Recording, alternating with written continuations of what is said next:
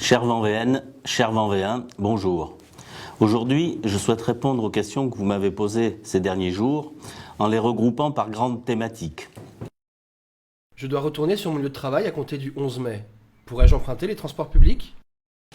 Île-de-France Mobilité prévoit une circulation des bus, métros et trains à hauteur de 50% à compter du lundi 11 mai.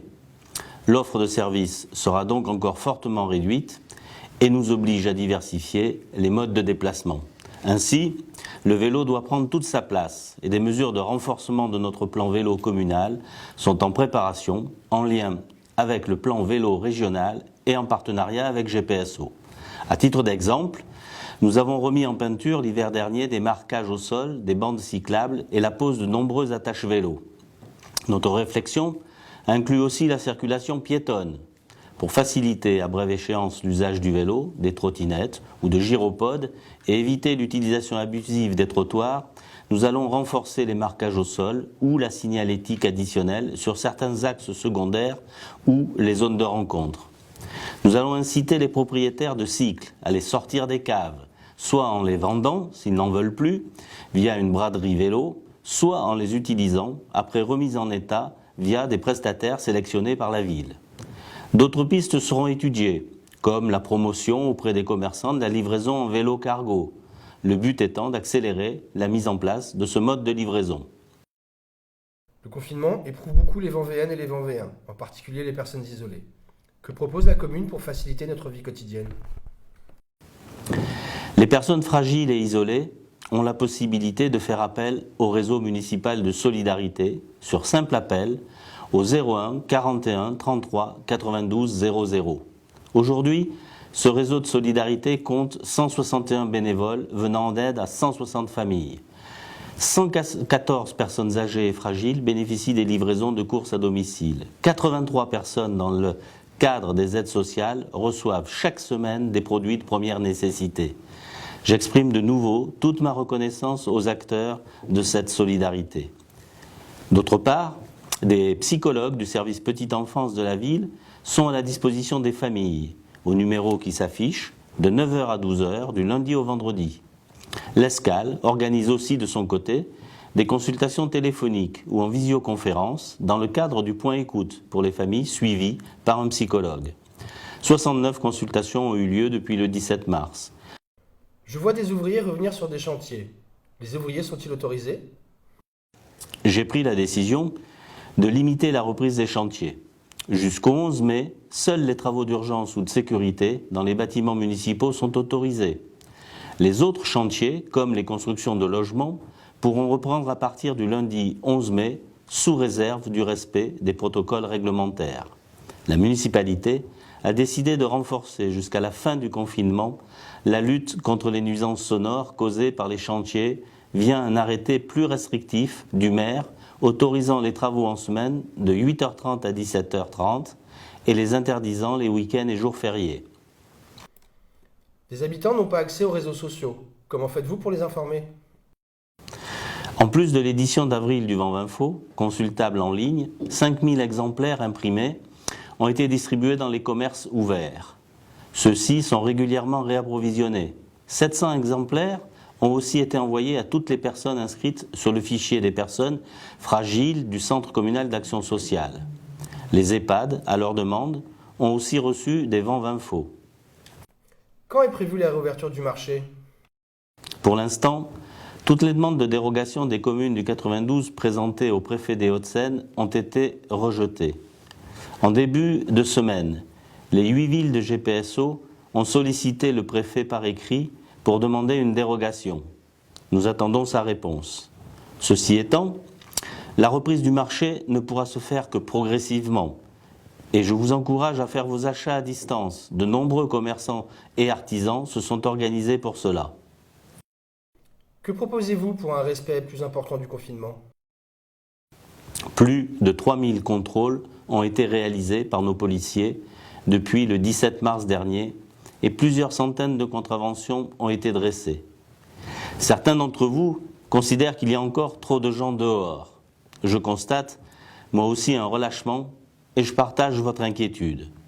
Il est primordial de respecter le confinement si on veut réussir le 11 mai. Si nous ne respectons pas les règles, nous nous mettons en danger et nous mettons aussi en danger celles et ceux que nous croisons. J'en appelle donc à la responsabilité individuelle pour aborder au mieux le déconfinement qui ne doit pas être synonyme de défoulement. Comment préparez-vous le déconfinement au sein des services municipaux ?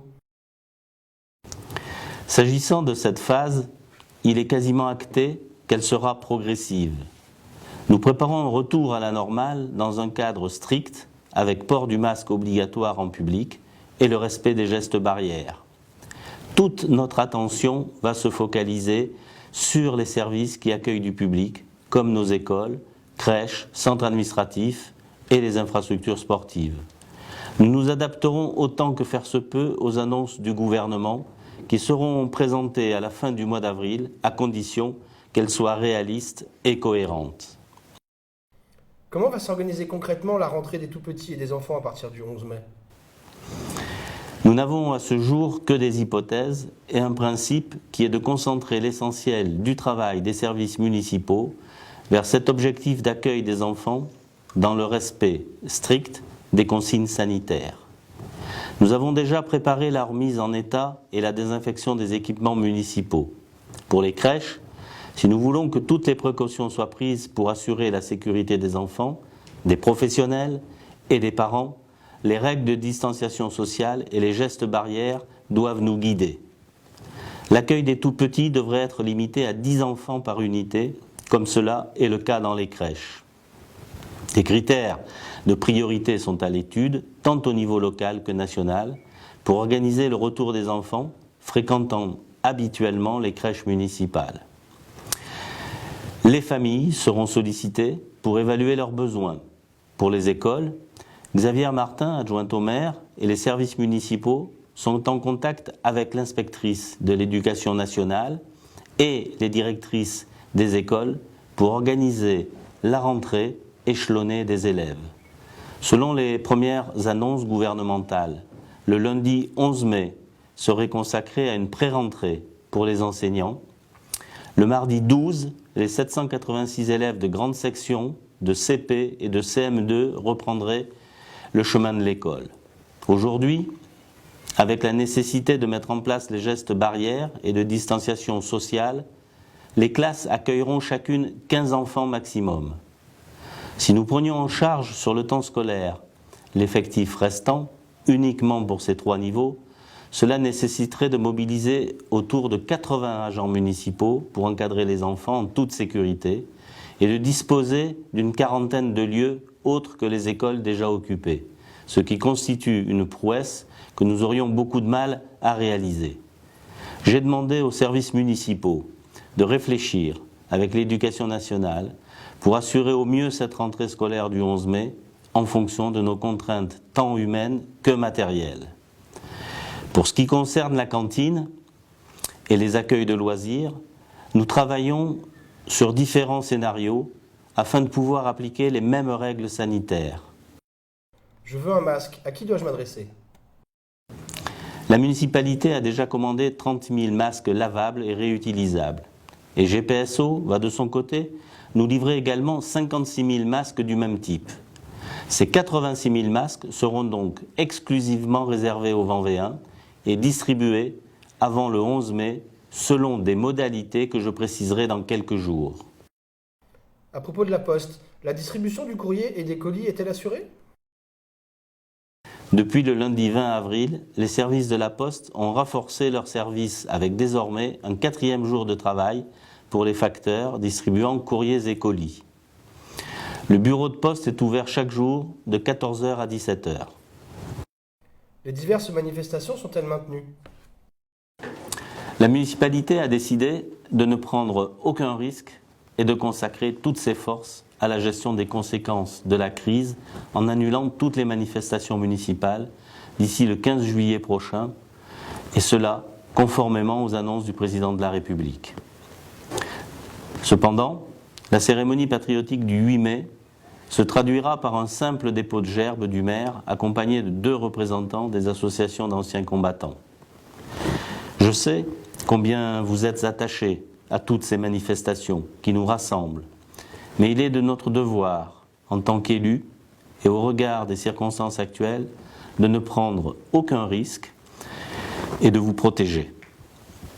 Les efforts sont à produire maintenant pour réussir notre sortie de crise et aussi pour exprimer notre solidarité à l'égard de toutes celles et tous ceux qui œuvrent au quotidien en prenant de gros risques pour eux-mêmes et leurs proches.